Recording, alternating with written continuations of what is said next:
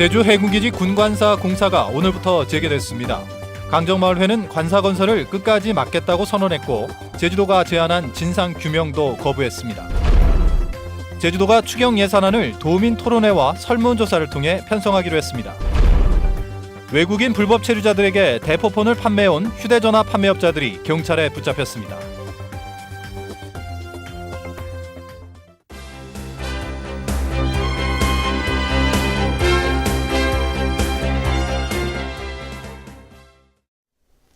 시청자 여러분 안녕하십니까? 뉴스데스크 제주입니다. 강정마을 주민들의 농성장을 강제 철거한 해군이 해군기지 관사 공사를 재개했습니다. 주민들은 공사를 끝까지 막겠다며 반발했고 원희룡 도지사도 사태를 수수방관했다며 강하게 비판했습니다. 박주연 기자가 보도합니다. 제주 해군기지 관사를 짓기 위한 터파기 공사가 시작됐습니다. 강정마을 주민들의 천막농성으로 공사가 중단된 지 100일 만입니다. 해군은 공사장 주변에 울타리를 치고 주변 경비를 강화한 채 공사에 속도를 내고 있습니다. 일단 지난해 남은 예산 30억 원으로 공사를 진행한 뒤 기재부의 승인을 얻어 올해 예산 98억 원을 투입하겠다는 계획입니다.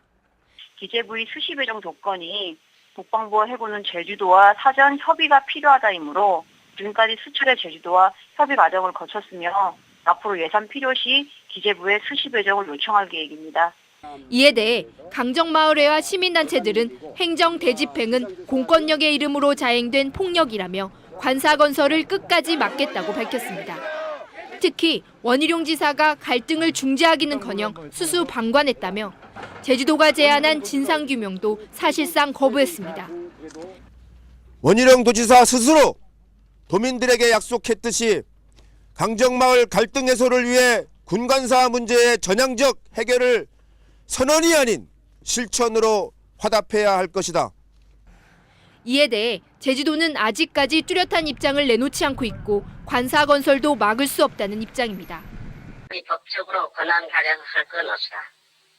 왜냐하면 해군 군관사 자체가 합법적인 거라 보니까 그런 시배정 예산으로 우리가 할 수 있는 근거를 갖고 할 수 있는 게 겁니다, 사실. 하지만 새정치민주연합은 해군이 제주도와 강정마을과 협의를 거치도록 한 조건을 지키지 않은 만큼 올해 예산은 무효라고 주장하고 있어 관사 건설을 둘러싼 논란은 계속될 것으로 보입니다. MBC 뉴스 박주연입니다. 제주지방경찰청은 해군기지 군관사 행정 대집행을 방해한 혐의로 조경철 강정마을 회장 등 4명에 대해 구속영장을 신청했습니다. 조 씨 등은 지난해 10월부터 해군관사 부지 입구에 불법 시설물을 설치해 공사 차량의 통행을 방해하고 지난달 31일에는 반대 세력 80여 명을 집합시켜 해군이 행정 대집행을 방해하고 경찰관을 폭행한 혐의를 받고 있습니다.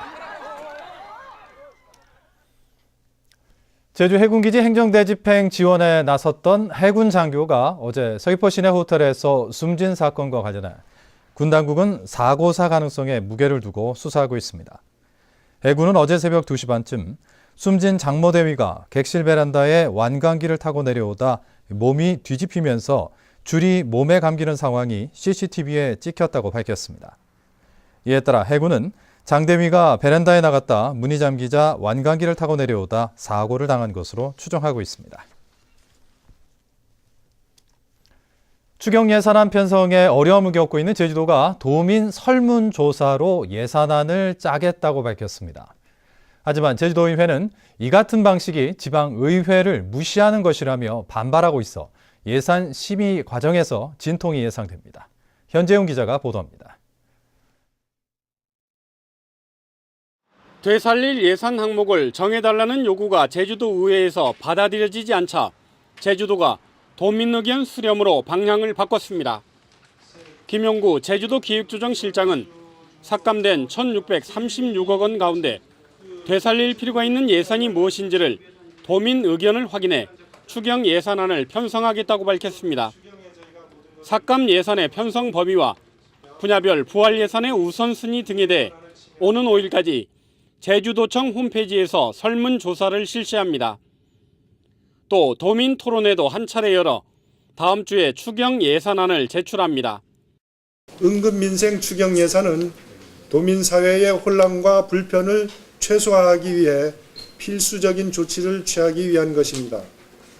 도민토론회와 설문조사는 응급을 요하는 분야를 특정하기 위한 것입니다. 이에 대해 제주도의회는 예산 협상에 실패한 것을 이유로 제주도가 예산 편성권을 포기한 채 도민 의견 수렴에 나선 것은 대의 정치를 부정하는 처사라고 비판합니다.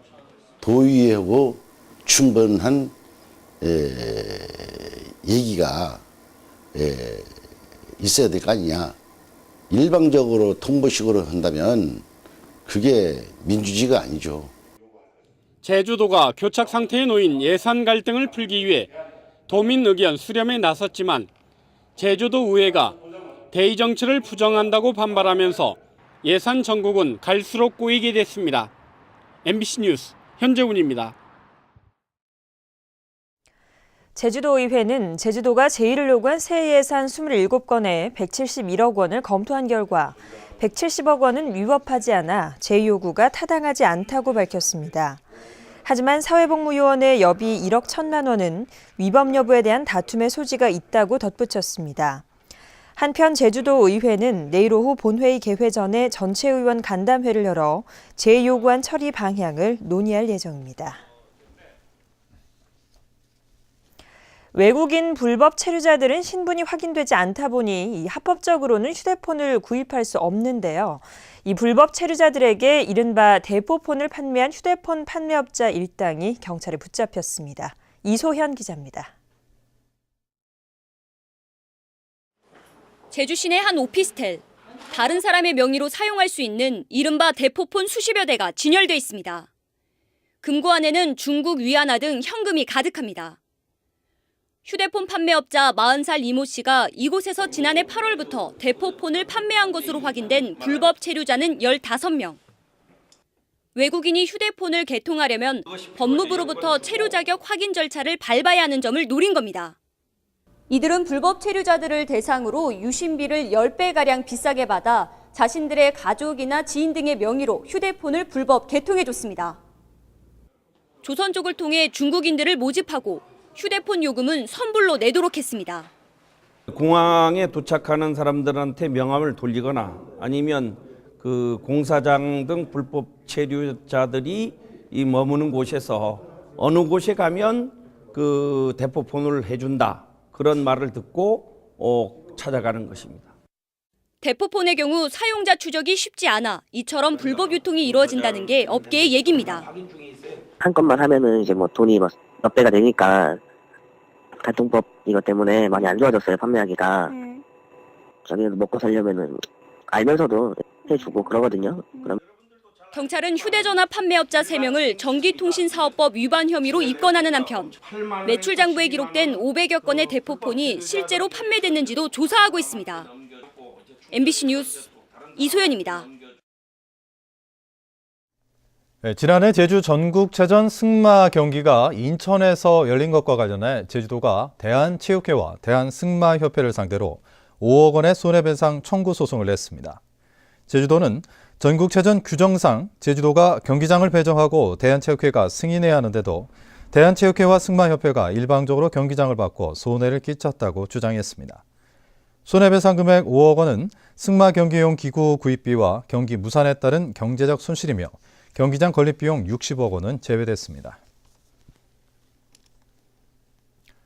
중국인 관광객을 겨냥해 제주도 관광협회가 운영하는 황금버스를 놓고 특혜와 부실 논란이 제기됐습니다.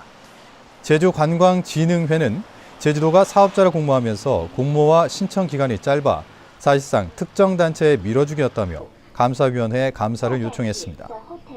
이 단체는 황금버스에 한 번에 평균 2~3명이 타 예산 낭비인데다 내국인도 태워 관광업계와 경쟁 구도를 형성하고 있는데도 관광진흥기금 8억 원을 지원한 것은 문제라고 주장했습니다. 다음은 희망 2015 나눔 캠페인 성금을 보내주신 분들입니다.